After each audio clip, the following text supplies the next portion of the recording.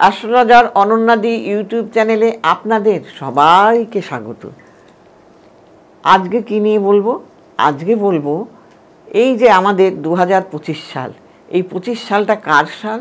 এই সালটা হলো মঙ্গলের সাল। আর এই মঙ্গলের বছরে রাহু কেতুর গোচরের ফলে, রাহু কেতু যে গোচর করছে এবং অন্যান্য গ্রহের অবস্থানের অনুযায়ী রাষ্ট্রের উপরে কেমন একটা প্রভাব পড়বে সেটা আমাদের জানা দরকার।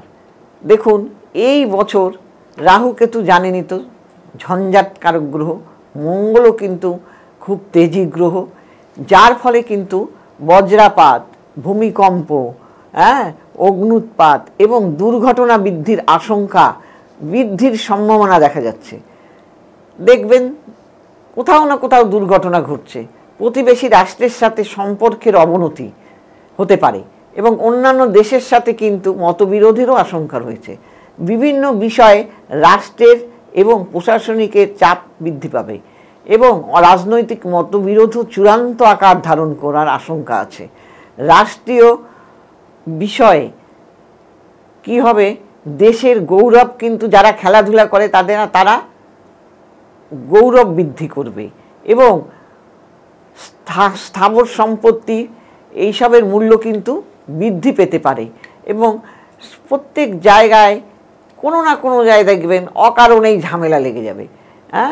এই উল্লেখযোগ্য খেলাধুলায় অগ্রগতির সম্ভাবনা বেড়ে যাবে এবং কোনো রাজনৈতিক বা রাষ্ট্রের কোনো নেতার জীবন অবসান হবে এবং কোনো নক্ষত্রেরও পতন হতে পারে।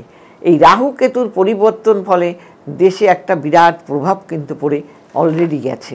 কাজেই মানুষকে সাবধানে থাকতে হবে, সংযত থাকতে হবে।